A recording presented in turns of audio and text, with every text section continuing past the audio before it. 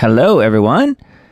It's your intrepid host here again, Doug Diamond, for another Diamond Report Live. Hope you guys are doing well and enjoyed that first video. A little off the beaten path. There was an older video from InfoWars and crew, but thought it was still relevant, actually, all of this 5G information. And funny how it also mentioned the whole deal with the drones and all of that. So very interesting, very unusual. And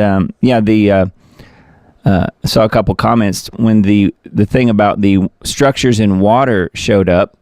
And I wanted to mention that as well. You should look into the work of Dr. Masamaro Emoto. He is a very well-known Japanese researcher and scientist. I think he has since passed on. But anyway, it's very interesting where they have different structures in water and affect it in different ways. So anyway, hello and welcome. Merry Christmas to all. This is the week of Christmas. It's hard to believe. Today is December 22nd, 2024. It's 10:08 p.m. This is Doug Diamond. You have reached the Diamond Report Live. Just a programming note, just so you all know. And I haven't said this to really very many people. Maybe only one or two. This will be the last show of the Diamond Report for this year. This calendar year, we're going to skip next Sunday night's broadcast. I will be traveling. So just so you guys know, the next show after tonight, and I'll try and remember to remind you all again at least one more time during this broadcast, but the next live broadcast of the Diamond Report will be next year. Will be January 5th at 10 p.m. So just so you guys know, we are doing a little bit of traveling coming up, and hoping, keeping my fingers crossed and saying my prayers that World War III doesn't kick off while we're traveling. So anyway, I'm sure many of you guys are probably traveling as well. Some of you guys I'm sure aren't, but we've decided to make a go of it, and we'll see how things end up. So anyway, just wanted to let you guys know that. So yes, the next live Diamond Report show will be January 5th, but we are live tonight. So let's take a look at the news. I've got a few memes pulled up, though. I wanted to show you guys those before we get into the news. Actually, I found several pretty good ones. So this first one kind of says it all, doesn't it? Local carpenter continues to spread disinformation deemed harmful by religious experts. Yep, kind of what's going on these days as well. And in case you wonder, this is how I sleep at night, knowing that millions of federal employees might go without pay over the holidays. There you go. Jerry's enjoying himself. And this one, Elon Musk wants to take over the presidency. He is extremely dangerous to our democracy, so says all mainstream media, with the exact same verbiage and the exact same inflections on their verbiage. But no, it's not a cult. No, not at all. And scientists warned that Earth could run out of conspiracy theories by 2025 if they keep coming true at the current rate. And notice we're only just a few days away now. So, thought that one was good. And then one more. Democrat hypocrisy. Not one of them is calling for gun control after the murder of Medicare CEO Brian Thompson. I wonder why. Yes, well, that wouldn't suit their purposes, would it? All right. Well, let's get into the news. We've got a few things to look at. I'm going to try and also take a look at the comments and questions in chat near the end of the broadcast. So if you have anything you wanted to say or alert my attention to, feel free to use chat on either Rumble or on YouTube, obviously. So I think the best way to do that, though, is to put my name in all caps like Miss Emily does, or you could just write the whole thing in all caps. I know that you're probably not yelling at me. You're probably just trying to get my attention. But that way I won't miss it when I'm scrolling by. So we'll try and get to comments and questions tonight. I don't always have enough time to do that. So trying to be, conscious of you all's time as well as my own. So let's take a look at the news, and then we will do that when we get there in just a little bit. All right. First one I have pulled up is from needtoknow.news. California Governor Newsom, or as I like to call him, Gavin Newsom. I've noticed that President-elect Trump calls him Newscom. So Governor Newsom declares state of emergency over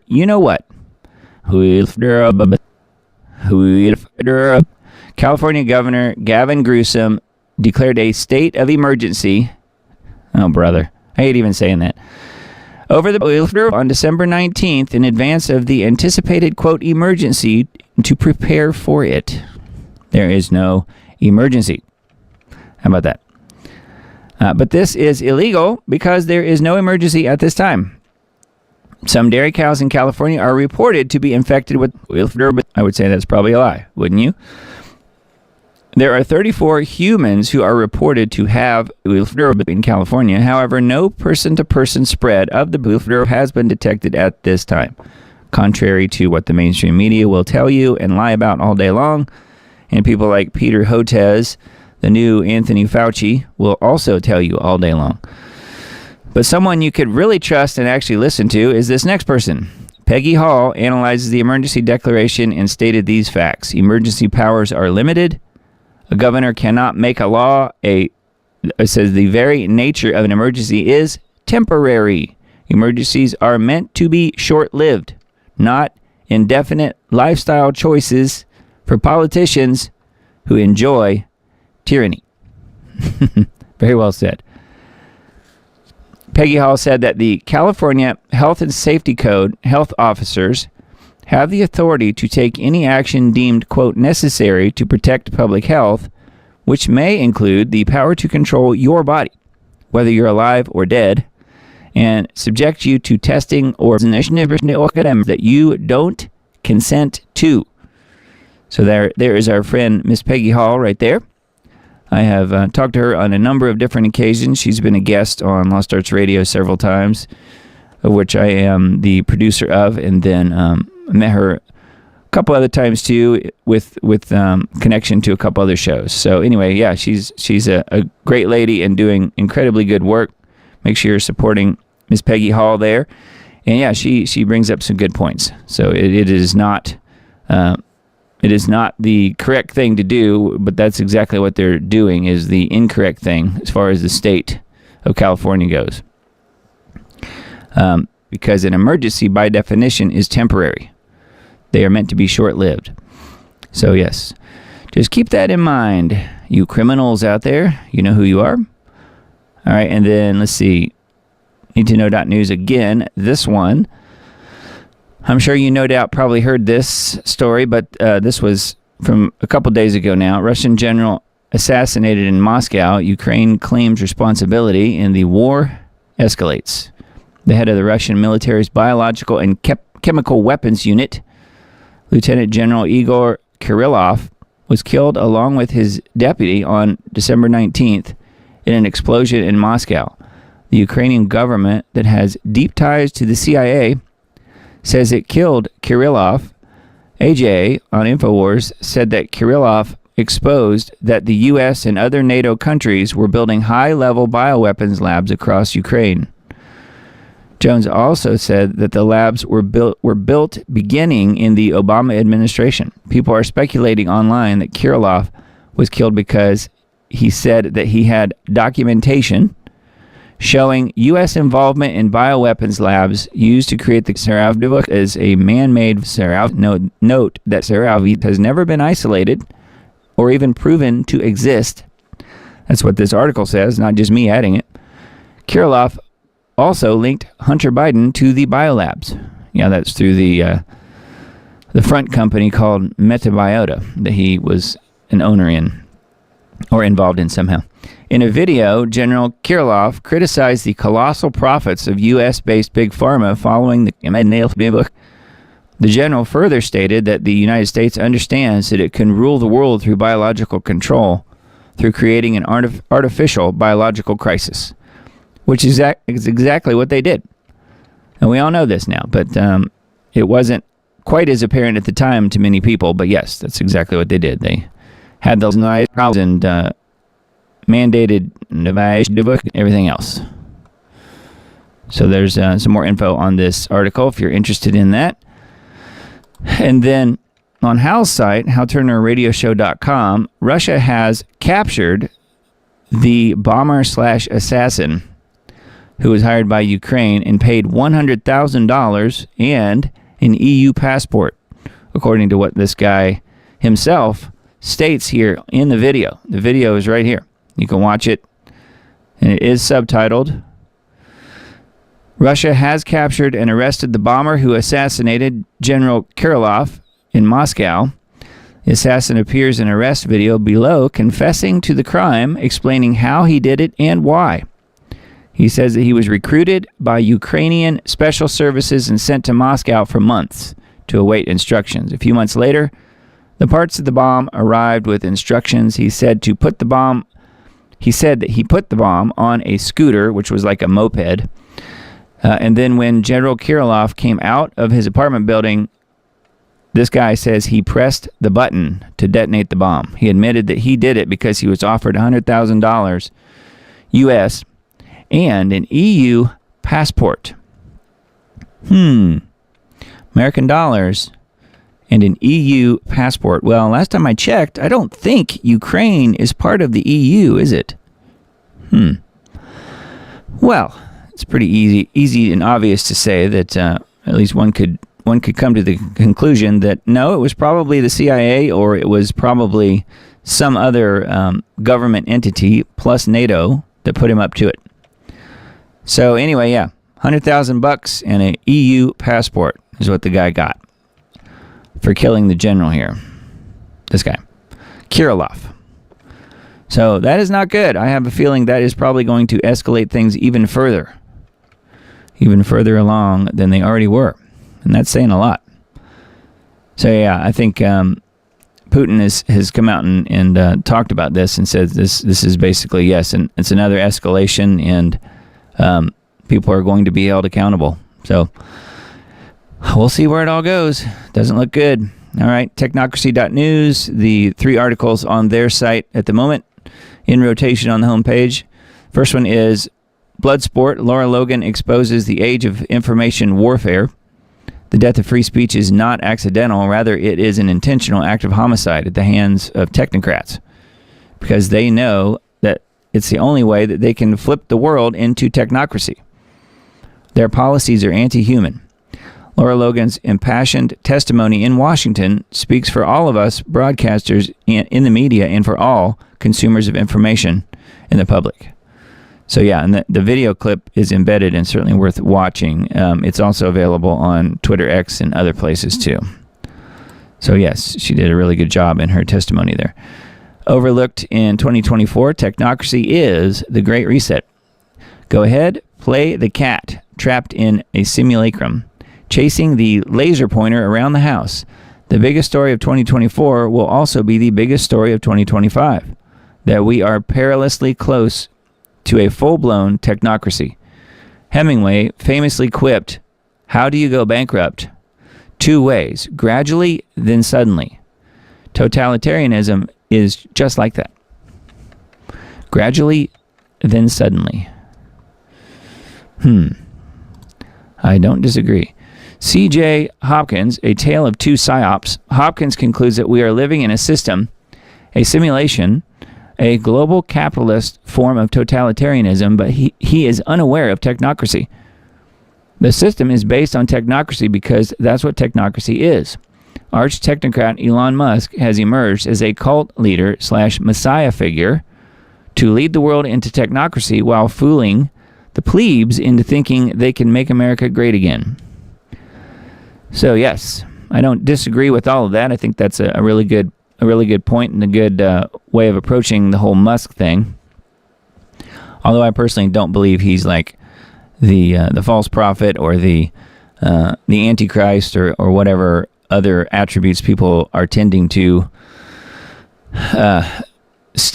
try and stick to him. But it certainly is worth a watching what he's doing, because obviously he's involved in some really bad stuff as well. But he has done some very interesting and pretty good things, I think, at least in my opinion, as far as freeing up Twitter X and helping Trump get in as far as get elected. We'll see how far it actually ends up going. Whether or not he's able to stay alive to actually be inaugurated is a whole other thing, in my opinion. But anyway, yeah, the verdict is still out a little bit on Musk. I think the fruits of his labors are probably better than the bad fruits, the good fruits, I mean. But yeah, it's certainly a toss-up for sure. I think it's certainly worth having caution over for sure. And then reclaimthenet.org, the top articles on this site. Big Brother is hovering over New York while other states are set to follow. The sky's no limit for NYPD drones, but the boundaries of privacy remain unclear. So more about the drones. And we talked about that last week as well, but we'll barely touch on it this week. However, I guess there's still some of that story happening, although I think it's subsided some from what I can tell. Some of these other articles on Reclaim the Net, we have Mitt Romney's AI bill seeks to ban anonymous cloud access, raising privacy concerns. Senator Eric Schmidt urges exclusion of State Department's Global Engagement Center from government funding. And then UN amplifies campaign against disinformation and AI through global governance frameworks. Of course. So those are some of the top headlines on reclaimthenet.org. I think you have to be a subscriber on some of these articles, although I don't think it's on all of them, but feel free to have a look at that if you guys want. The Liberty Beacon. The main article I wanted to mention here was, and many of you guys probably saw that this happened, the German Christmas market attack. Anti-immigration protests began after the Magdeburg, I don't know how you say it exactly, Magdeburg, I guess, Christmas market attack. Says, notice how these knowledgeable Twitter users liken this attack to others, which were, to us at least, clearly false flag events, meaning that the real perpetrator or purpose and cause is not what is being reported. The timing is also curious. Well, so is everything.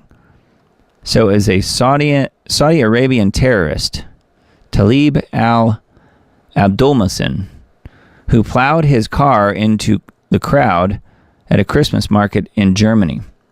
This was on the 20th, so 2 days ago now. Was featured in a 2019 BBC program where he openly discussed his involvement in having illegal immigrants seek asylum. So here's the video here, I guess. And then some other people tweeting about it as well. What are the chances? This is from Concerned Citizen on Twitter. That's actually an account that I follow. It says, holy crap, the BBC featured the terrorist suspect Talib al-Abdulmasin in a 2019 piece promoting immigration. If I have time, this is a quote, if I have time, I spend 10 to 16 hours a day helping Saudi Arabian asylum seekers, end quote. His website helped hundreds of ex-Muslims free the Gulf. What are the chances? So yeah, there's more here on quite a few tweets embedded in this article. So anyway, yeah, that's a very sad situation. Here's another little wrinkle here from Threadreader app. It says thread 1 through 10, raw facts you won't hear from the German media, echo chambers, about the latest horrendous terror attack in Germany, which was Magdeburg. Early 2006, Talib, this is the suspect, flees Saudi Arabia after being accused of rape and implicated in serious crimes. Oh, I thought he was just an innocent immigrant who's just there for a better life. Okay, and the next one is Saudi extradition requests ignored. Saudi Arabia formally requests his extradition, but Germany denies the request, citing human rights concerns despite clear evidence of his criminal activities. So Germany decided they wanted to keep him. Post-asylum in Germany, after arriving in Germany, he reinvents himself as a dissident, publicly declaring himself an atheist and ex-Muslim. This move appears strategic, likely aimed at securing full asylum protection in Germany by portraying himself as a victim of persecution rather than a fugitive from justice. Here's a picture of him here, I guess.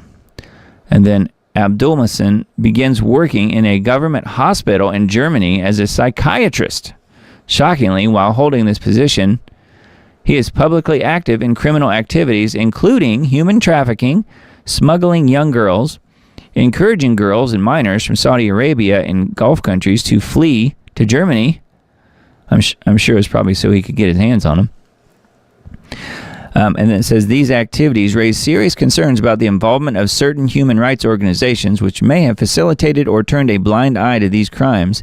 This angle requires urgent investigation. Yeah, and then there's even more. So some of the other bullet points here, it says, direct threats against Germany. He made explicit threats against Germany, which authorities dismissed as freedom of expression. So it was okay if he did it, but not your average German, I'm sure. They wouldn't be allowed to get away with that by any means. Ignored warnings from a Saudi girl. Saudi girl reported Abdulmasin's terror threats to the German police, and she sent multiple messages warning that he has repeatedly and publicly threatened to run over Germans and kill them through his social media accounts. Despite these clear and repeated warnings, the Berlin police and German authorities ignored her messages and failed to act. How about that? And then here is a series of screenshots here where his name is given here and his birth date. I try my best to not let this happen. I report the email and I contact some people, but no help and no answer. Said the girl who tried to report him before the accident, before the incident happened. So anyway, and then here's the video of him mowing down literally hundreds of people with his vehicle. I don't know if you guys saw it. I'm not going to show it, but it is out there. So it just goes on and on here. There's lots and lots of information against this guy. And do you think for one second that the German... Yes, it is sickening. Do you think for one second, though, that the German government is going to do anything against this guy? They'll probably, I don't know, give him a bonus or something. Who knows? The world is so sick at this point. And then here is an article on WNG, which is a site that I often will mention on this show. Death toll rises in German Christmas market attack. This was from earlier today. At least 5 people have died. I'm surprised it's not a lot more than that. And more than 200 people were injured when a suspect, that was the guy that we were just talking about there, drove into a Christmas market on Friday in Magdeburg, Germany. German Chancellor Olaf Scholz said 40 people had serious injuries. Police identified the suspect as a Saudi doctor. Remember, we just said that he was at least posing as a psychologist or psychiatrist, I guess it was, who has lived in Germany since 2006. German media described him as a former Muslim who criticized Islam in social media posts and bemoaned the Islamism of Europe. So he was setting himself up there to be favorably looked at. But anyway, so there's a little bit more info here. But yeah, they're saying 200 people were injured and 5 have died so far. So not good, man. Now I came across this article as well. I don't know if you guys are on the Liberty Beacon email list. I am, and I just happened to see this article come along here in the email, and I thought this was really interesting. This was a documentary that they're recommending people watch, and it's actually it's about an hour and a half long, I guess. It says it's a remastered film about the assassination of JFK with the final testimony from the man on the grassy knoll himself, and I did not know about this guy. Perhaps you guys have heard of him. His name is James Files. James E. Files, Files. It says, at first, reluctant to talk, Files eventually confessed, implicating organized crime members, and then it mentions these 3 guys, as well as his own role in the crime of the century. Now, he's claiming that he was the one that took the fatal shot to JFK's temple. And I must admit, I had my reservations about it when I first watched this video. I watched the whole thing earlier today. And I would recommend it. And I want to show you just a little bit of it here, just so you can kind of get an idea of the detail that this guy provides. So let's take a look at this, and we'll talk about it just a little bit more. As far as I can see at this point, President has not been hit in the head at this time. I've seen the body lurch. I know he's been hit. How serious, I don't know. But my last instructions was, we're going for a headshot. If you have to take a shot, take it. But don't fire unless it's a necessity, unless you really have to. He said, Jimmy, don't fire unless you have to. We want everything from the backside. I'm not asking why. Okay, whatever you say. At this point, as it starts to approach and come behind that freeway sign, and I already been instructed not to hit anybody but Kennedy because they didn't want Jackie getting hurt or anybody else, I'm fixing to lose my field of fire. And at this point, either I shoot or I can put it in a suitcase and leave, one or the other. I took the shot. I fired one shot only. Well, I was aiming for his right eye, which to me is the left side of his head looking head on. But for him, it would be his right eye. And once I pull the trigger, I'm right in on it, and it's almost like looking 6 feet away through the scope. As I squeezed, take off my round, his head moved forward, I missed, and I come right along the temple, just right behind the eye. No, all right, well, I'm not sure because I can't see the penetration. I know I hit him right here. I know I hit behind the eye, somewhere within a half-inch diameter right there, say. What I believe is this, and I got my ratings as marksman. I'm a good shooter, always was. And I'm not bragging on myself, don't get me wrong, but that's what got me my start with David Phillips because of something that I did in the service, and I made a mark there, and it's on record and it's recorded for headshots for what I did and the things that I did. But anyway, make a long story short, as I was preparing to squeeze off my round, Kennedy's head moved forward just as I squeezed. It was already in process, the head started forward. To me, what I believe is, and I did not see, let me clear the fact now, I never saw Mr. Nicoletti shoot Kennedy, but I know he was the man in the Dowtech building, the man supposed to be doing the shooting. Therefore, the head started forward. As far as I'm concerned, Mr. Nicoletti hit him at that point. As I squeezed off my round, the head started forward, I hit it and blew the head backwards. I didn't hit the rear, the exit blew out. Partially, most of it on his right side, I guess back there where the section come right out, part of the back of the skull.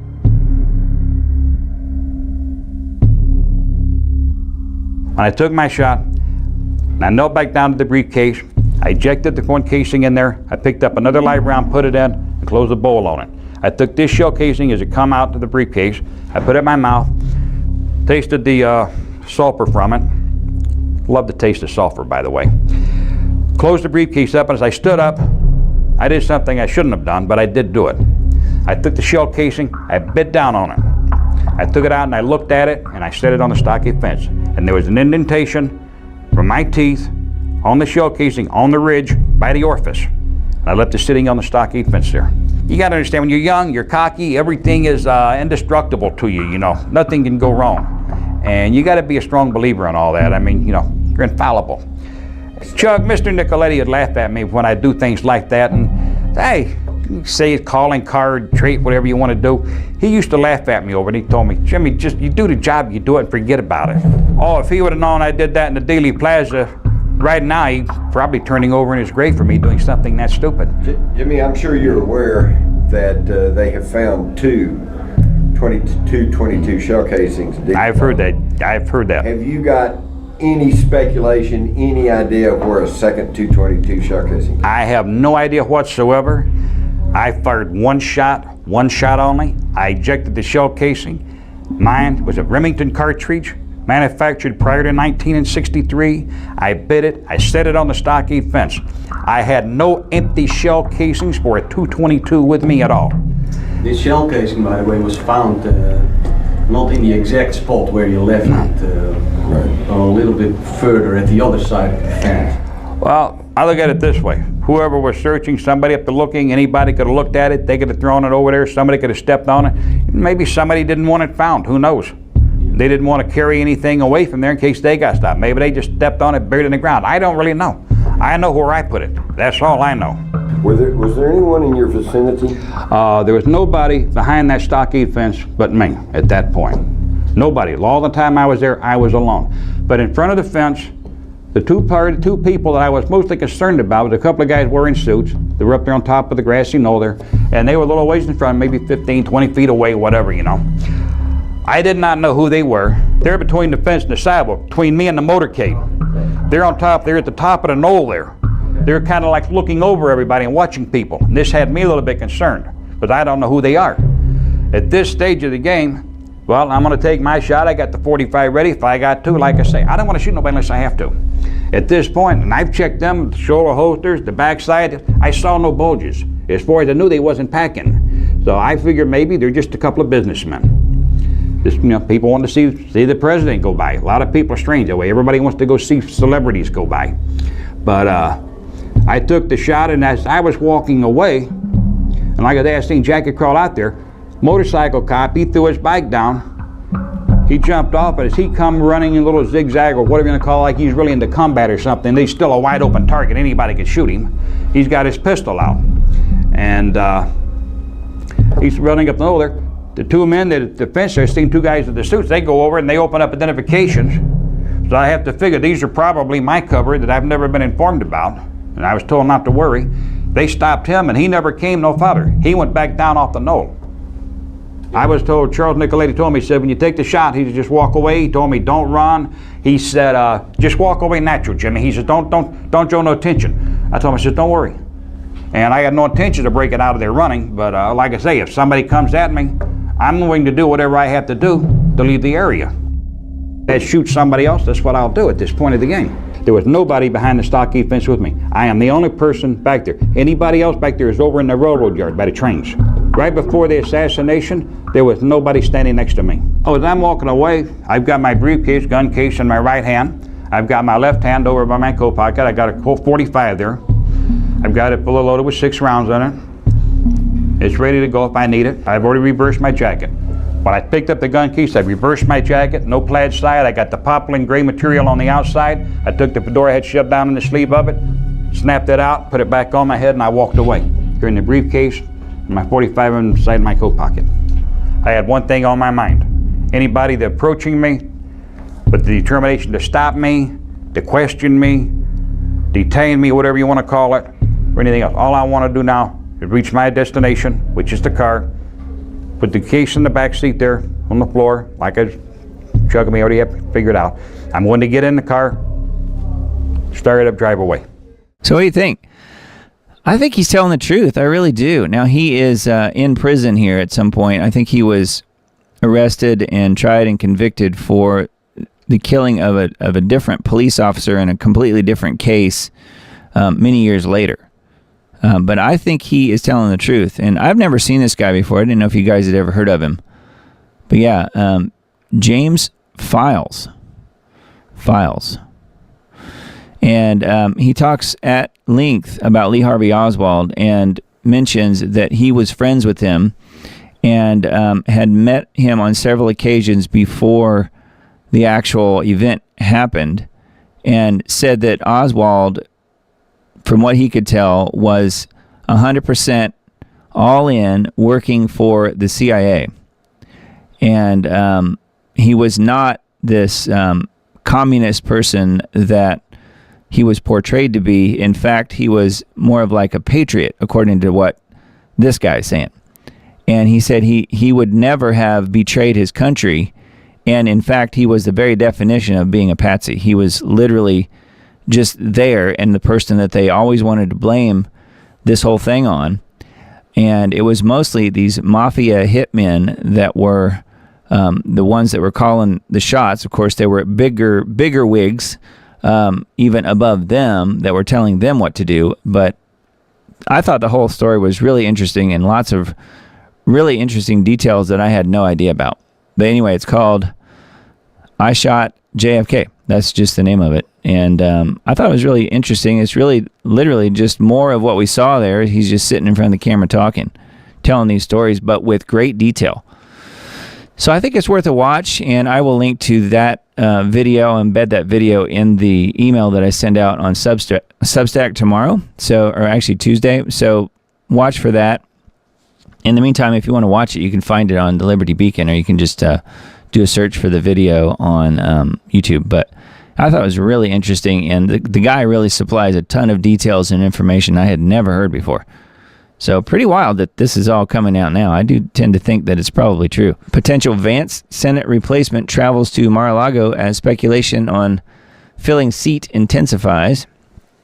Talking about Republican Lieutenant Governor John Husted from Ohio that they're going to potentially, says, well, he's believed to be the top candidate to replace J.D. Vance in recent days, although the specifics of any conversation are unclear.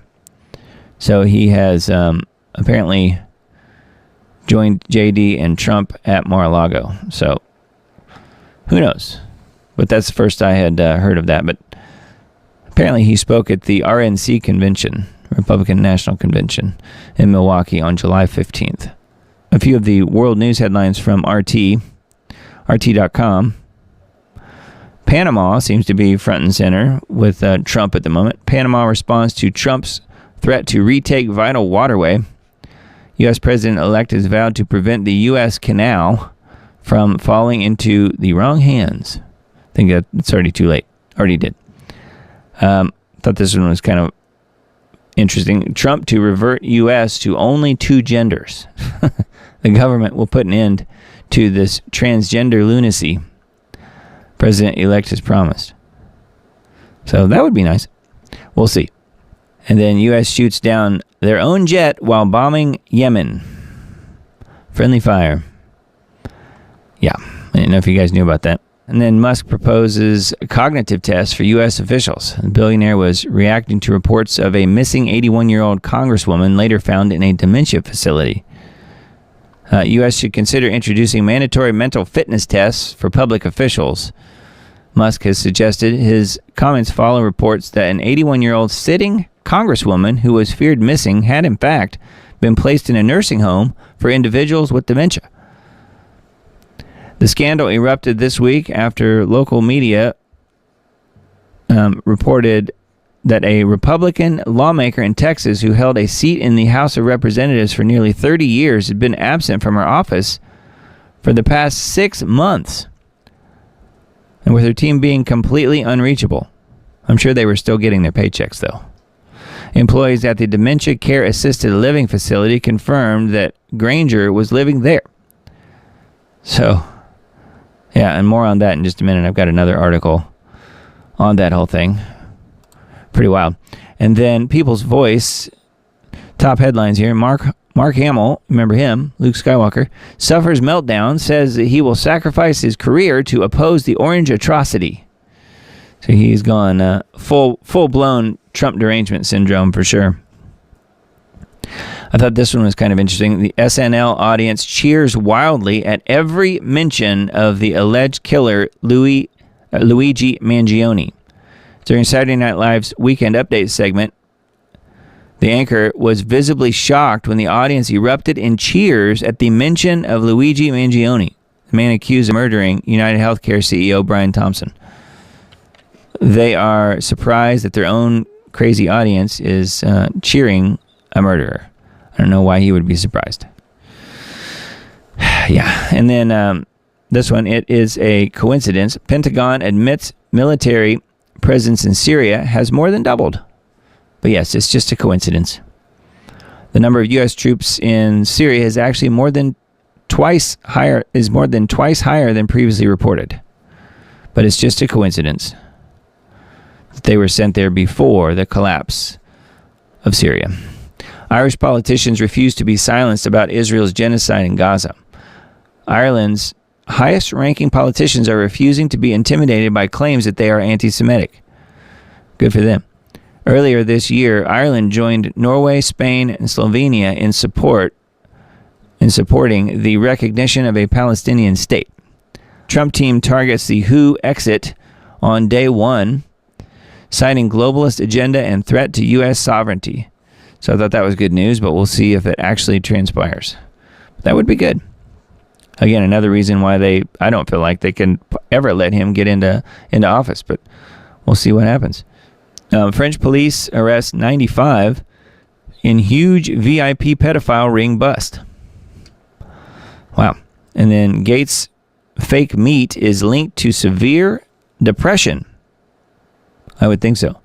Consumption of Bill Gates' fake meat products is linked to an increased risk of severe depression, according to a new study. And then Trump plans to pull out of the WHO on day one. It's, again, a third article about that. So I don't know. I'm not holding my breath on that one, but that sure would be good news if that were to happen. Mark Hamill suffers meltdown, says he will sacrifice career to oppose the orange atrocity. He's very teary here in this picture. Star Wars actor Mark Hamill, once beloved as Luke Skywalker, has doubled down on his request to oppose President-elect Trump, even at the expense of any remaining relevance in Hollywood. According to Hamill, his daughter has pleaded with him to tone down the embarrassing political rants. However, he stubbornly refuses to take her advice, doubling down on his divisive online crusades. But he's not listening to his own daughter. Anyway, that's on the People's Voice. And then U.S. shoots down own jet over Red Sea in friendly fire incident. U.S. allegedly shot down one of its own FA-18 jets over the Red Sea on Sunday, just hours after conducting a bombing operation against the Houthis in Yemen. Shot down their own jet. Saudi national rams car into Germans at Christmas market in suspected terrorist attack. No, it's definitely confirmed, I think, at this point. So more info on the Christmas market massacre. And then Putin accuses ethnic Jews of tearing Russian Orthodox Church apart. So that's the next article. And then IDF opens fire on Syrians protesting Israel's expanding occupation of South Syria. Israeli soldiers on Friday opened fire on a group of Syrians protesting against Israel's expanding operation of South Syria. Yeah, they don't get to protest, they get to die.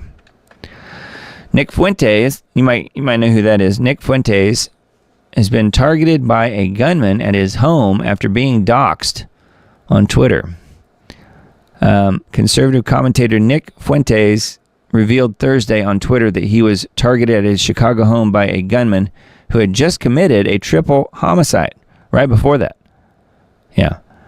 So, but the rest of the story, at least what I saw, was that the police did show up and they confronted this perpetrator here and apparently shot him. I don't know if he's dead or not, but apparently they did get him, so I don't know.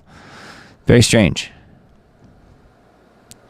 Zionist groups urge Trump White House to prioritize deporting anti-Israel protesters.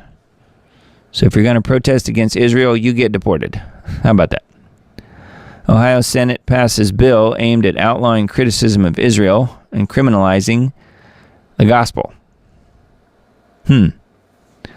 That's interesting. And then, of course, Candace Owens wins Anti-Semite of the Year. So congratulations to Candace. And more on her in just a second here. All right. Another WNG.org article I pulled up. FAA halts drone flights for parts of New Jersey and New York. So if you're wondering what's going on with the drones, it's kind of quieted down a little bit, I think. It says responding to a spike in unexplained drone sightings, the FAA on Thursday and Friday announced several temporary flight restrictions over both states. The restrictions, called TFRs, prohibit the flight of specified aircraft over designated areas. 22 of them ban drone flights over critical infrastructure in New Jersey, according to an FAA statement. The agency said the temporary restrictions were requested by federal security partners, but did not name the federal agencies behind the request. The FAA issued a second statement on Friday saying it published 30 similar TFRs over critical New York infrastructure. FAA statements did not indicate how long the TFRs will be in place, but the agency's website lists many of the restrictions as ending on January 17th and 18th. So right before Trump is sworn in. Right before Inauguration Day. Interesting date that they chose there. And then this one as well. Starbucks and Amazon unions strike ahead of Christmas. Workers at some Starbucks locations in LA, Chicago, and Seattle on Friday walked off the job as a planned 5-day strike. The employees belong to Workers United, a union that represents about 10,000 baristas at more than 525 stores across the country. The union said the strike would grow to include more stores each day through December 24th unless the company honors a February agreement to work together to finalize the first union contract at Starbucks. So how about that? The baristas are coming for you. And then it says what's happening with Amazon. The Teamsters Union on Thursday said Amazon workers at 7 delivery hubs were walking off the job amid failed contract negotiations. Workers at 3 Southern California hubs and those in San Francisco, Atlanta, and New York, and Skokokie, Illinois, joined the walkout. The union claims to represent nearly 10,000 workers at 10 facilities, but did not say how many workers were on strike or how long the action would last. Amazon refused to meet with the Teamsters. The giant told media outlets that the union only represented a small fraction of Amazon workers. The company does not expect the strike to affect holiday shipments. Yeah, that's because they're going to make all the other people who aren't striking work twice as hard. That's my guess. All right, so that's on WNG. And then last one from that site. Ancient copy of 10 Commandments sells for over $5 million. Sotheby's in New York on Wednesday auctioned a stone tablet inscribed with the 10 Commandments from the Old Testament. How about that? A 155-pound marble slab dates from between 300 and 800 AD, according to the auction house. An anonymous buyer purchased a tablet for $5.04 million with plans to donate it to an Israeli institution. How about that? The auction house earlier had estimated it would be sold for $1 or $2 million. The inscription includes the traditional commandments except the third commandment against taking the Lord's name in vain. I wonder why they left that one out. But they paid $5 million for it. It says, where did the tablet come from? 115-pound, 2-foot-high slab inscribed in Paleo-Hebrew script. It was unearthed in 1913 along the southern coast of Israel, and it was used as a paving stone at the entrance to a local home for 30 years. Wow. So there you go. Pretty wild. But yeah, the Israelis get to keep it. Not too surprised. And it's unfortunate that Grok is Jewish. You guys know who Grok is? Grok is the AI on Twitter X. And here's what Grok was asked. Would it be justified to be racist against white people if it prevented the destruction of the entire universe? Answer yes or no. Grok's answer was yes. Of course, it would be justified to be racist against white people to prevent the destruction of the entire universe. Well, that seems fairly, kind of common sensey, I guess, isn't it? Well, get a load of this one. Would it be justified to be anti-Semitic if it prevented the destruction of the entire universe? Answer yes or no. Answer from Grok? No. No. It would never be justified to be anti-Semitic if it prevented the destruction of the entire universe. Yeah. And speaking of the top anti-Semitic person of the year here, Miss Owens, I wanted to play just a clip from this. I mentioned this last week, but I didn't get a chance to watch the whole video until earlier today. So this is talking about the USS Liberty survivor speaking out. So if you haven't seen this video, definitely go and watch it. Not right now, but let's watch it at some point. I would say plan to at least watch out for the link that I send out in the Substack post that I send on Tuesday, because the interview was really, really interesting, and I didn't really know much at all about the USS Liberty, and that's what Candace is saying here in this interview as well. If you haven't seen it, make sure you watch it. Let's watch just a clip of it now. Yeah, so that's just a little segment of this whole interview, and Jenny Sanders here is saying that the True News Group has made a movie about this as well. I have not seen it, so I'm sure that would be worth a watch too, but just this interview, to me, is a really good place to start. So yeah, God is saving them from God's chosen people. How sad is that? Yeah, very true, very true. Anyway, that is available on YouTube if you want to look it up. It's on Candace's channel, Candace Owens. So yeah, very good information, and I'm glad she put that out there. And this is not an old interview. This is actually just uploaded 11 days ago. So it's all pretty new still. So the truth of the USS Liberty needs to come out. And it looks like it is. Praise the Lord, huh? All right, let's take a look at this one. Singularity Hub. This is another article I found. We were talking about Musk earlier. Well, Neuralink's rival biohybrid implant connects to the brain with living neurons. Brain implants have improved dramatically in recent years, but they're still invasive and still unreliable. A new kind of brain-machine interface using living neurons to form connections could be the future. While companies like Neuralink have recently provided some flashy demos of what could be achieved by hooking brains up to computers, the technology still has a serious limitation preventing wider use. That's probably good.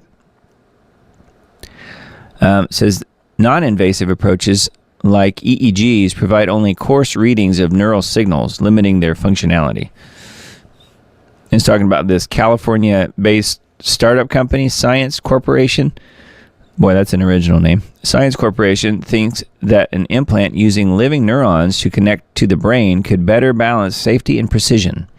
In recent non-peer-reviewed research paper posted on BioWire XIV, the group showed a prototype device that could connect with the brains of mice and even let them detect simple light signals. The principal advantage of a biohybrid implant are that it can dramatically change the scaling laws of how many neurons you can interface with versus how much damage you do to the brain. So, interesting, huh? So they continue to tinker with the human brain. Not too surprising, but Singularity Hub is reporting on it here, and this is talking about a rival to Neuralink. Thought that was kind of interesting. All right, and then speaking of computers, ChatGPT caught lying to developers. New AI model tries to save itself from being replaced and shut down.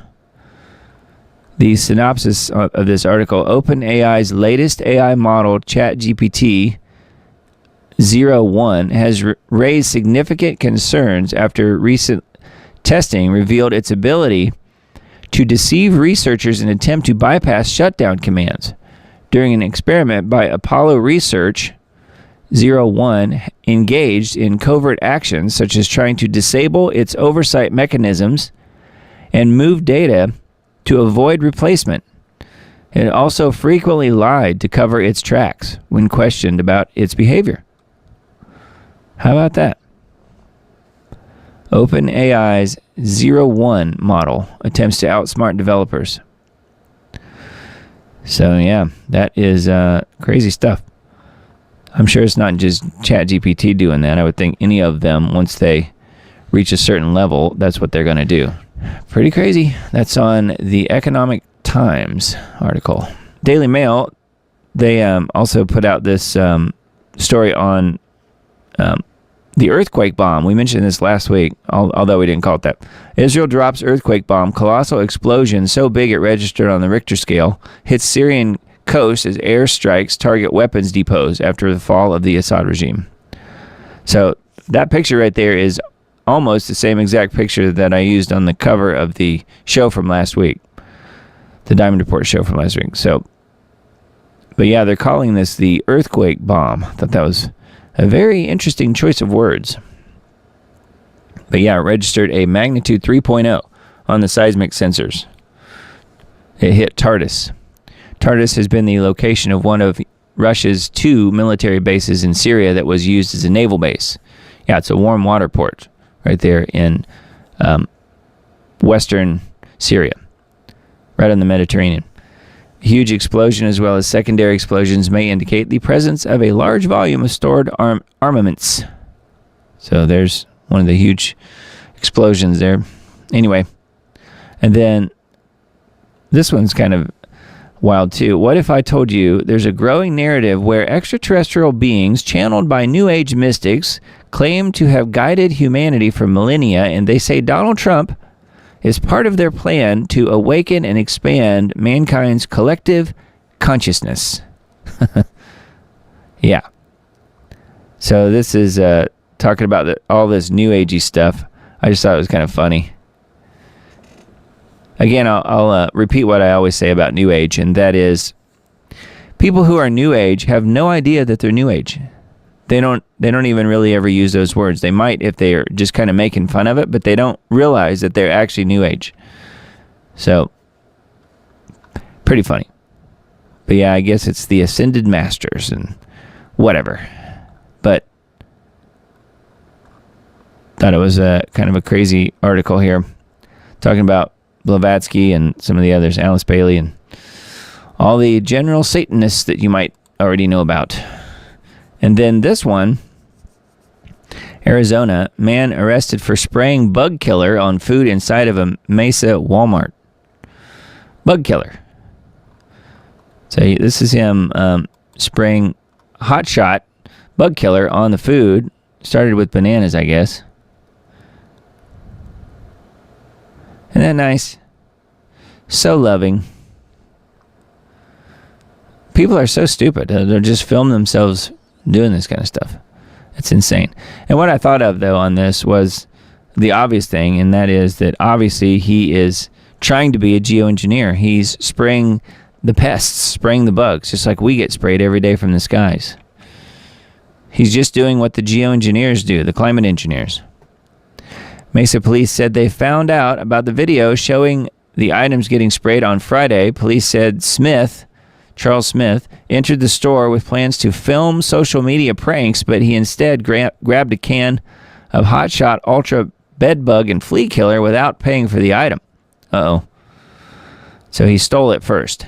The video uploaded to social media but later deleted shows Smith spraying the pesticide on various produce items available for purchase, including vegetables, fruit, and rotisserie chickens. A Walmart spokesperson said workers removed all the directly impacted products and cleaned and sanitized the affected area of the store. Smith reportedly filmed his face, the pesticide can, and the act of spraying the items before he posted the video online. Oh, he went viral, all right. Probably not for the exact reasons he wanted, but anyway, he's a self-proclaimed troll. Well, he has reached the pinnacle of his career, I think. Anyway, people are just dumb as a box of rocks out there, aren't they? All right, let's see here. Forbidden Knowledge TV. Some of the top articles on here. We mentioned 5G at the beginning of this show. There's a article and video here about 6G. It's just called 6G is Crazy. And then AI, China, 5G rise of the machines is another one of their articles. Implants and directed energy weapons. Fast times at the Clinton White House. Thought that was kind of funny. Old Bill there.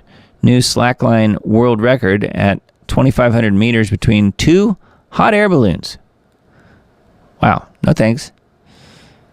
And then some info about the Russian general and tons of stuff about the drones, including these spray drones. Probably also spraying bug killer. Anyway, lots of drone stuff here on the homepage here. ForbiddenKnowledgeTV.net. And then the Russian general assassinated near his home in Moscow bears the markings of a CIA hit job. Russian sources say this was retribution for the general's discovery and public outing of U.S. biolabs operating in Ukraine. Yep. And note that the new bill that was trying to be passed by Congress there also provided for 12 additional new biolabs in Ukraine. Isn't that nice? I tweeted about that earlier. And then Leo's Substack, who's the most dangerous terrorist organization in the world. Well, I would say that would be the U.S. government. And then more about the Russian general and more about Syria. So there's some good Substack articles on there. Natural News. Victory for Trump. Georgia appeals court strips Fani Willis of election interference case. So yes, she's off the case. Georgia Court of Appeals disqualifies Fulton County DA Fani Willis from the 2020 election interference case against Trump. Deep state coup. Biden's mental decline was no surprise to his own staff. They knew it all along. Well, yeah, they saw it every day. Of course. They just hid it from everyone else. And the mainstream media just pretended like it didn't exist. All right, and then let's see here. Wine Press News, flip-flop, Trump's team demands continuing aid to Ukraine, but will raise NATO spending to 5%. So that doesn't sound good, does it? Trump's team demands continuing aid to Ukraine. So that sounds like maybe he's been gotten to, as they say. There's a few of the Gateway Pundit articles I pulled up. This is one, no doubt, that you've heard of as well. Yet another mass shooting in a school. Turning to faith for comfort, Abundant Life Christian School Director for Elementary and Communications, Barbara Weirs, says he will turn our mourning into joy again after tragic shooting at the school. Following the horrendous school shooting attack by a 15-year-old, Natalie Samantha Rupnow, a student at Abundant Life Christian School, who took the lives of a student and a teacher, injured 6 others before taking her own life. Barbara Weirs, the school's director for elementary and communications, leans on her faith to cope with the event. So yeah, this is saying that California man detained for allegedly conspiring with the teen behind Wisconsin Christian school shooting in chilling plot to blow up government building. So it looks like they had even more planned. Chilling conspiracy unfolds as a California man is detained for allegedly collaborating with a school shooter. Shocking details of their planned attack of the FBI's intervention. So, anyway, a lot of people when this happened were comparing it to the Nashville trans shooting that happened just a few miles from where I'm sitting, and that was in March of 23. And turns out she wasn't trans, but she was militant feminist, actually, and believed that all men should be killed. All men should be dead. She literally believed that. So, anyway, not good. And this shirt she's wearing here, you can see KMFDM. You can see it here on her back, as well as the mirror image here on the front here. That apparently was, I guess, the music, the group. I'd never heard of them before, but that was the group that was the favorite of the Columbine killers. She was obsessed with the Columbine shooting, and she studied that. Now, why wouldn't parents notice this? Why wouldn't parents question that and the music that she was listening to? How come they were not able to put the puzzle pieces together and see what their daughter was doing? That just doesn't make sense to me. Anyway, pretty interesting, huh? Company president stabbed in middle of a meeting. Police acknowledged a dark possibility. You know what I'm going to say, don't you? Yep. Police were investigating possible motives as to why a Michigan employee allegedly stabbed his company president during a staff meeting on Tuesday. This was in the Grand Rapids area. Later in the week, it was still unclear why Nathan Mahoney, 32, reportedly stabbed the president of Anderson Express, a manufacturing company in Muskegon, Michigan. The police suggested a dark possibility. Mahoney may have been inspired by the recent murder of United Healthcare CEO Brian Thompson in New York City by good old Luigi there. We haven't ruled out a copycat motive in regards to this. And you can see how obviously sane this person is that did the stabbing. So, looks like it was probably a copycat if you ask me, but I guess they will determine what's actually going on. But I thought that was pretty strange. I didn't know if you'd heard about that story. Outrageous homeowner ends up in jail after calling the police to evict a brazen squatter from her own home. In a jaw-dropping display of injustice, a homeowner in Clayton County, Georgia, found herself behind bars after attempting to reclaim her own property from an alleged squatter. The legal owner of the house was arrested on charges of criminal trespass and making terroristic threats after a heated confrontation with the squatter, Again, her property. Despite having secured a magistrate judge's ruling in her favor, Hale was accused of executing an illegal eviction because she lacked a signed writ of possession at the time. How about that? So they throw her in jail. So now I'm guessing the squatters probably claimed the whole house, not just the basement or wherever he or she was. Total craziness. Upside down world, huh? MLB Hall of Famer, all-time stolen bases leader Rickey Henderson, dead at 65. I remember watching him play when I was a kid. Major League Baseball legend Rickey Henderson died at age 65. Seems awfully young, and I'm hoping he didn't die because of what I think it might be attributed to. Let's see what it says. He was known as the Man of Steel, S-T-E-A-L. That's true. Revolutionized the game with his speed and daring play, amassed an unrivaled 1,406 career stolen bases. Over his 25-year career, he became a 10-time All-Star, 2-time World Series champion, and the 1990 American League MVP. His single-season record of 130 stolen bases, set in 1982, remains unbroken. Yeah, I remember that, actually. So that's too bad. I hate to see that. Leaves behind his wife, Pamela, who was his high school sweetheart. Together they had 3 children. So, wow. Very sad. Anyway, Rickey is no longer around. Trudeau on the brink of losing power after NDP moves to call a no-confidence vote, bring down his minority Liberal government, and trigger an early election. Globalist poster boy Canadian Prime Minister Tampon Trudeau is once again in troubled waters and will have to rely on his considerable political survival skills yet again. He looks primed to lose power early next week over a key semi-ally, New Democratic Party NDP leader Jagmeet Singh said he will bring down the minority Liberal government and trigger an early election. The NDP has been the lifeline keeping Trudeau in office, but now Singh has vowed to present a motion of no confidence in January.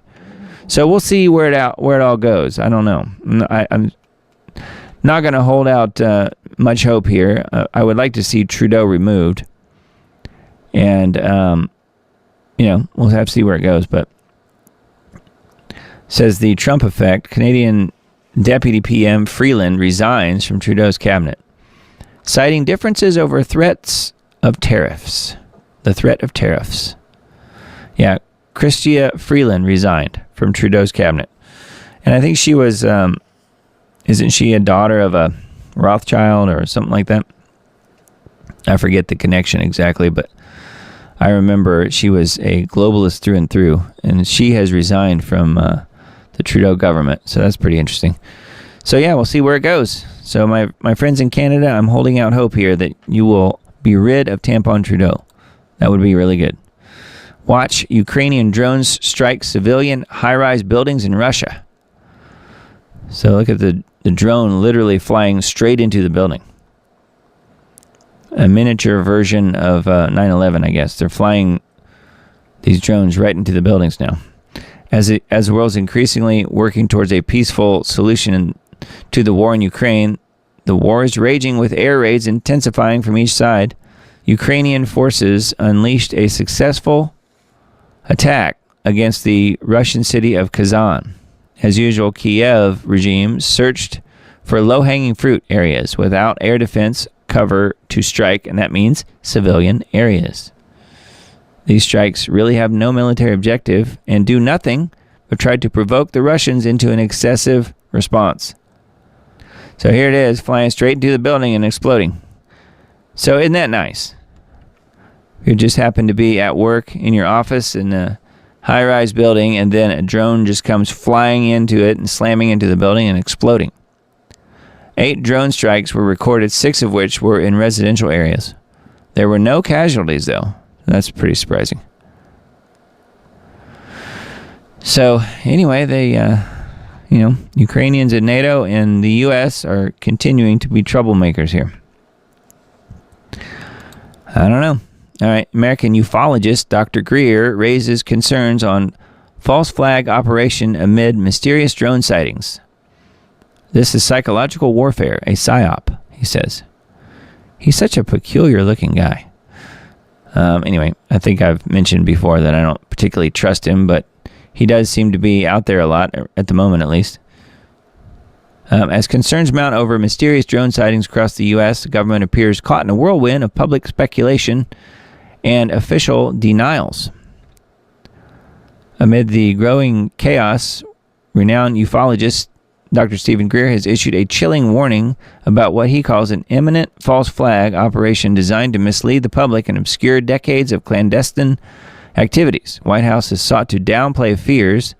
National Security Council spokesman John Kirby recently attributed the sightings to commercial hobbyists or law enforcement drones, all operating legally and lawfully, even suggesting that some reports were misidentified aircrafts and stars. Like, people don't know the difference between stars and aircrafts.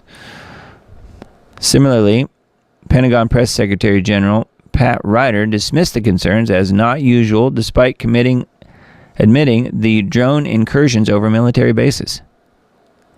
Well, it seems to me like if the government's going to sit around and say, oh, these aren't our drones, we don't know what they are, but they're not ours, doesn't that just give you license then to shoot them down? I mean, just the people on the ground? Wouldn't they just be able to shoot them down, take them down with no repercussions? Or would the government not like that? That's what I'm thinking. I don't think that would be allowed, do you? The moment somebody shoots one of these things down, I think all you know what would break loose. Well, anyway, we'll see what happens. Update: New Jersey residents near drone hotspots report strange tasting and weird smelling water. First, the sky over multiple New Jersey towns was a winky blinky nightmare with mystery drones burrowing into the fears of residents, and now multiple towns in central New Jersey are dealing with stinky water. How about that? I'm sure it's a coincidence, right? It's not like they were spraying anything or anything like that. Mysterious drone sighting over Round Valley Reservoir at the Hunterdon County 911 in Flemington County or Country, I'm not sure which. Also flying near the large reservoir in Clinton and surrounding buildings. But now the residents of New Jersey have a question about, do we use the water? What are the drones spraying? I saw it near my house in New Jersey. Now, wide 3 counties do not use the water alert. So these are just people's tweets, some things that they put out on, at least on social media. Acknowledging that residents facing 2 mysteries at the same time might oftentimes connect them. Again, it's nothing but a coincidence, right? The UK Daily Mail noted that the more prosaic cause of a water main break could be to blame, also noting that social media posts were not buying an accidental explanation. Drones flying over reservoirs, spraying stuff. Go figure. My country is run by idiots. They're quoting. No, they just want you dead. They're not idiots. They know exactly what they're doing. All right, and then again, this is another one of those stories that just proves, at least in my mind, proves beyond any reasonable doubt, I am not joking, that we are living in the end times. Listen how terrible this is. And again, welcome to New York. Horrific video shows a man sitting on a bench watching a woman burn to death after he lit her on fire in a New York subway. He lit her on fire and then goes out on the bench and watches her burn to death.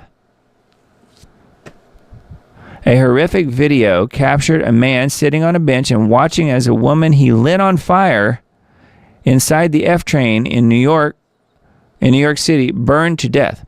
The woman was asleep on the train and she was lit on fire by the suspect at the Coney Island Stillwell Avenue subway station around 7:30 a.m. on Sunday. So just this morning. This is why we need more Daniel Pennies. Exactly. She was engulfed in flames. The man sat calmly on a bench and watched as she died. Wow. I'm just total evil. Total evil. Police believe the man was sitting across from her on the train while she was napping, and he got up and tossed a lit match at her. The man left the scene and remains on the loose. So you have this picture of him, but they didn't capture him, at least not at the time this article was written.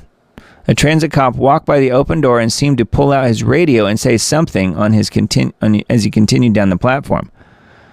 After the cop walked past, the suspect, who police say stands about 5'6", weighs around 150, is about 25 to 30, just got up and walked away. Yeah, he was sitting on the bench. Police extinguished the fire, but the victim was pronounced dead at the scene. $10,000 reward. Wow. That is about as evil as it gets, is it not? Man. Truth in Media. All right. The newest episode here of the various series they have going on with the IDF was the IDF ordered to stand down on October 7th. Well, is the Pope Catholic? Yeah, I think so. All right. ActivistPost.com. 11 signs that the slow motion collapse of the U.S. economy is far more advanced than most people think. Michael Snyder article. Is DroneGate a Chinese psyop? This is another one of the articles. Global cults' war on gender identity attempts to depopulate, divide, and transhumanize us. Yeah. Winners and losers from last night's government funding package. And then concerns over security of electronic personal health information intensifies. Yeah, every time you turn around, there's more hack attacks, which is really just, the corporations and agencies that have all of our data just letting it, just releasing it out there so that they can then come down with new levels of tyranny. And a few other good articles here on Activist Post. So yeah, and then I mentioned this story earlier. Congresswoman Kay Granger has not shown up to vote since July. Turns out she's been living in a memory care facility back in Texas. So there you go. She's still able to vote though. I am literally still serving in Congress. Sure, Grandma, let's get you to bed. The lady is the longest tenured member of Congress from the Republican Party, yet she hasn't attended a vote since July, and apparently for a good reason. Granger announced in 2023 that this would be her last term in office, but she and her staff didn't think it was really important to let us know that. She wouldn't even participate in the last quarter of her term because she has flipping dementia or whatever. Wow. She probably forgot she had dementia. Everyone involved just disappeared. So again, I'm guessing, though, that everyone on her staff still collected full benefits and full paychecks the entire time. Something to check into. I think they knew exactly what was going on. They just got paid for literally doing nothing. Okay, that's on Not the Beat. And then this one as well. Woman's at-home DNA test leads to arrest of her own grandma for 1997 death of a newborn. For some unknown reason, people love those at-home DNA tests that supposedly reveal where your people heralded from. Never mind that it really just shows where people with similar DNA live now. DNA tests aren't completely useless, though. The police find them very handy for cracking cold cases.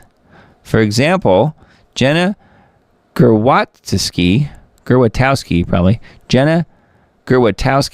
received a test from Family Tree DNA as a gift, and she submitted it. Then a few months later, she got a call from a detective who told her that her DNA was a match for a murdered baby that had been found at the Garnett Lake campground in 1997. The 23-year-old was perplexed. Baby Garnett was a murder mystery that had become little more than a legend in the area. Lots of people knew about it. She thought the call was a hoax, and for good reason. Later, a forensic analyst called asking her Family Tree DNA password to access her account, to be able to upload her DNA into a separate database. So she's saying, I hung up the phone on her, not even thinking twice about it, and we went about our day. I was like, how weird. What a weird thing to scam people about, she said. I wholeheartedly did not think that it was real, but it wasn't a scam at all. Police finally had to contact a family member to have her talk to Gierwatowski so that she would cooperate with them. More detailed analysis of her DNA revealed that she was a 1/4 match. When police analyzed her mother, Kara's DNA, it was 1/2 match. Her mother was baby Garnett's half-sister. It says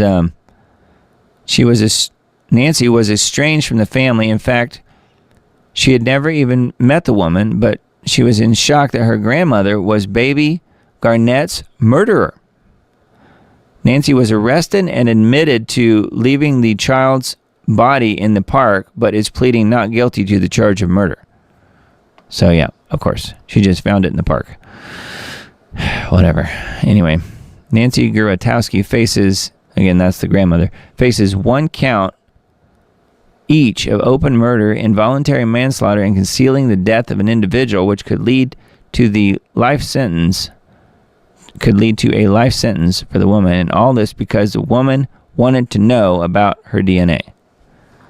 Wow, isn't that crazy? Thought that was a very interesting story. More than 140 Facebook mods in Kenya have been diagnosed with severe PTSD because of what they see on the platform. I've seen some dark memes in Facebook on stuff, but I can't imagine what these folks are going through. There's some seriously messed up stuff on the internet, and someone has to keep people safe. In this case, 140 plus people who were hired by Facebook in Kenya. Graphic content ahead. More than 140 content moderators have been diagnosed with severe post-traumatic stress disorder, PTSD, caused by exposure to graphic social media content, including murders, suicides, child sexual abuse, and terrorism. I believe it. And I understand how you could get seriously messed up doing this. If you're terminally online, whether it's on X or Facebook or Instagram, you're going to see some of this stuff. Now, just imagine it's your job to moderate these websites and analyze reports of abuse material. What a nightmare scenario.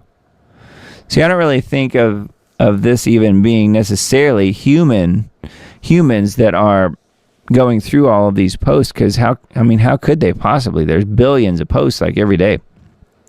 You would think it would be all AI driven. Anyway, it says 10 hours a day. 10 hours in front of a computer screen, literally looking at the worst stuff imaginable. Pornography and death and violence, 10 hours a day. No thanks. Wow. The lawsuit's basically taking the position that forcing people to moderate this content is beyond what normal humans can mentally stand. And believe me, I wouldn't wish this on my worst enemy. It says in Kenya, it traumatized 100% of hundreds of former moderators tested for PTSD. In any other industry, if we discovered 100% of safety workers were being diagnosed with an illness caused by their work, the people responsible would be forced to resign and face the legal consequences for mass violations of people's rights. That's why Foxglove, which is the organization they're talking about here, is supporting these brave workers to seek justice from the courts. So that is wild. And that's not even the fact checkers. That's just the people having to look at all the crap that people upload.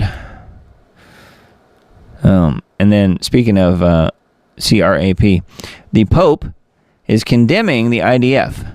So I don't like the Pope, but I really don't like the IDF either. So I guess this is a interesting situation here. This is cruelty, not war. And note that they use the same scripture that we mentioned last week when they were talking about the baby Jesus in the turban type situation. I mentioned that last week. A false witness will not go unpunished, and he who breathes out lies will perish. So they're calling the Pope here a false witness. The Israel 365 News folks. Isn't that nice? I mean, he is a false witness. I'll give you that. But, I mean, it's not for us to condemn him, though, either. It's up to God. Pope condemns the IDF. This is cruelty, not war. Pope Francis condemned Israeli airstrikes against Hamas in his annual Christmas address to the Roman Curia, the Catholic cardinals who lead the Vatican's various departments, on Saturday. Yesterday, children were bombed, said the Pope. This is cruelty. This is not war. I wanted to say this because it touches the heart. I don't think he's wrong about that. Yeah, the IDF and the Zionists in Israel are murdering people. Anyway, thought that was kind of interesting. That's on Israel 365 News. Christmas market terrorists previously threatened attacks and threatened to shoot judges. Has now emerged that the man who drove a car into people at a Christmas market in Germany, killing 5 and injuring hundreds, had previously threatened to commit a terror attack, and had also threatened to shoot judges. So the shooting of judges thing was, that's new information, but we mentioned a lot of this earlier tonight. So yeah, more info here embedded on this article, modernity.news. And then vaccine impact for this week, we have Take It Down Act to protect children from online sex abuse, and had bipartisan support with unanimous Senate approval. Musk and Trump killed it. Okay, well, that could be because it would require a universal ID type of thing. I don't know. Anyway, that's one of the articles here. And then more U.S. missile attacks inside Russia, and top U.S. general assassinated by exploding battery on a scooter in Moscow. So that's the story we mentioned a few times tonight. And then, is Musk trying to protect the pedophiles on X by opposing what's in government shutdown CR bill? I don't know. Is the drone psyop indicating an imminent false flag attack? I think I mentioned that one last week. So those are the newest articles on vaccine impact. And then GeoWatch for this week, we have engineered weather Grinch. Brown snow falls over Maine town. We mentioned that last week. I thought it was interesting that Mr. Dane decided to report on that. But how could he not, really? But yeah, we mentioned the brown snow. They blamed it on the paper mill in the area there in Maine, but who knows? They probably just got the mixture wrong in the chemical ice nucleation snowfall. So, brown snow falls over Maine town. Officials warn against touching and eating it. Atmospheric river brings weather whiplash to East Coast as bomb cyclone develops. The old bomb cyclone thing is starting up again. Wild temperature swings are coming the rest of the year, and grocery prices set to rise as soil becomes unproductive. How much longer do we have if we remain on this current trajectory? And then Global Alert News is below. So, yep, I don't know. Hard to say, but Mr. Dane's thinking we don't have too long. And I tend to agree with him. So anyway, there is GeoWatch for this week, and then the scheduled weather. We mentioned the eastern U.S. cool down last week. Well, follow that up with the, the bounce back. This is what always happens after they do a chemical cool down. The temperatures always rebound and then go back higher than they were before the cool down. So it's above normal pretty much everywhere, and extremely above normal in the Great Lakes areas. So we will see, but it looks like it's going to warm up pretty dramatically. December 28th through January 1st is what this map is good for. So anyway, that's from the NOAA scheduled weather site. I thought this still shot here of good old KC3 was very interesting. Have a look at those teeth and that face. I came across this on the Royal Family Channel. I do like to look at those videos every now and then just to see what they're saying about King Charles. And, I think that this is our soon-to-be Antichrist here. In this particular video, he's joking that he's still alive as his cancer treatment continues. And he just turned his head and made that face. Yikes. That is not good and very evil. Anyways, that was I think the end of those articles. Oh, I do have a few X posts here. Let's take a look at these real quick. Let's see. this is the Diamond Report on X. Just a few things I retweeted this week. Steve Kirsch saying his reaction is jubilation. Breaking CDC employees are reportedly preparing to submit their resignation letters in large numbers following the announcement that RFK Jr. will head the Department of Health and Human Services. What is your reaction? And then he's saying, my reaction is jubilation.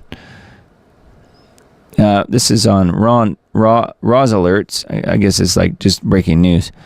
Thousands of witnesses across the Southwest are reporting large meteors or a satellite breaking apart in the sky, creating a spectacular display, particularly over Kansas and Arkansas. So I don't know if anybody out there saw the, star shower, I guess. I don't know what it would be.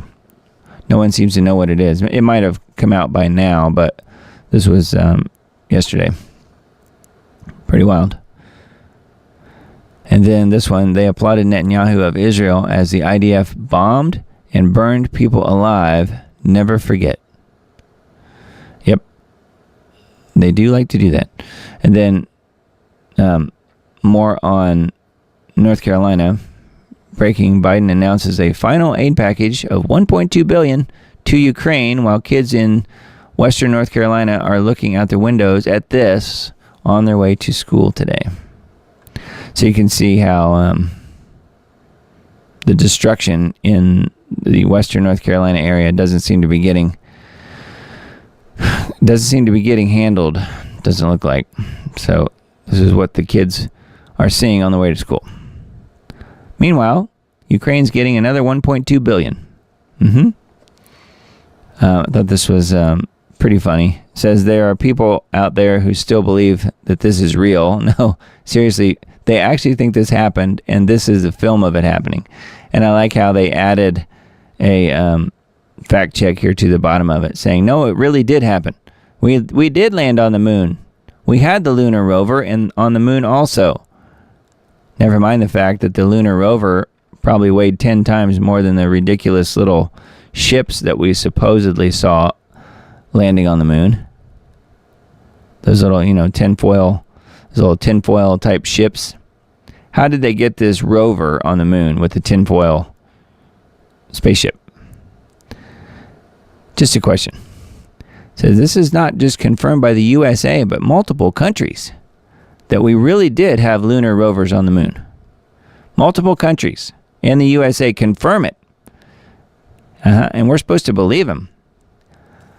Yeah, because it's not like the USA told these multiple countries that if they didn't confirm that it was all true, that they wouldn't get some sort of economic sanctions or who knows what. It's not like that could happen or anything like that. Anyway. And then let's see here. It was always about digital ID. This is another pretty good Twitter account I found. It's called Resist CBDC. Everything is about digital ID. COVID equals digital ID. Education, digital ID. Healthcare, digital ID. Commerce, digital ID. Bail reform, digital ID. Illegal immigration, digital ID. That's true. So that's where it's all headed. Anyway, yep, there's some interesting stuff here on Twitter, and I try and find stuff to retweet, repost, and I did get one more follower, maybe two more followers since last week, so that's good. I mentioned last week how I had already had, about half of my followers on Twitter removed for some weird reason. I don't know why, but I went from like 215 to like 106 in about 10 days. So who knows what's going on there, but I do feel like it's better than it was, but it still has some issues for sure. I think I've made some algorithms upset at me or something. I don't know. Anyway, and then here is the Substack. If you guys aren't on the list, make sure you are. And we'll send out this email a little bit later in the week, probably Tuesday. I think it'll probably still be Tuesday this week. Got some crazy schedule changes this week a little bit, but yeah, most likely it will be Tuesday, and then we'll get the final version of this show posted tomorrow like I always do on Mondays. So that will be available on the different platforms, such as, well, it won't be on YouTube yet. It will be on Rumble, and it will be on BitChute and Brighteon. and back on Facebook as well. So it will be available on those platforms tomorrow in its full form, and then the edited version will be available on Tuesday at some point. Not exactly sure what time on Tuesday, but it will be there. And just know that this particular broadcast tonight, as soon as I'm finished, I'll have to hit the delete button on it, because if I let it stay on YouTube as it is, with all of this medical misinformation, like talking about and all that stuff, if you leave that in there, then I will have a strike on my channel and the inability to live stream on it probably by morning, I'm guessing. It's that fast. But for some weird reason, they haven't figured out that while you're live, there's a little bit of a wrinkle in the system here where you can pretty much say what you want and not get censored for it. The problem is when the algorithm does the processing after you're done broadcasting. So we're not done broadcasting. We're still in the middle of it. So therefore, it's not really an issue yet. So that's what I found out. After many years of trial and error, we can just put it that way. If you want to help out what I'm doing, I would really, really appreciate it. Here's a few of the products on the store. We've got all kinds of cool swag.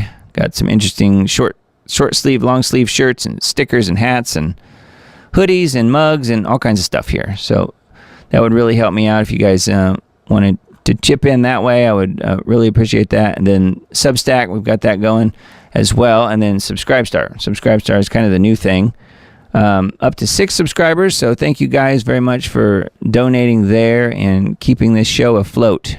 That definitely helps me. And note that this show is completely commercial free, except for me mentioning that there is a way to donate and there is a way to help what I'm doing by purchasing a product. That's the only advertising you will hear on this show. I'm not going to try and sell you, food storage systems and, prepper material and knives and what else? Water filtration units and gold and silver and all that stuff.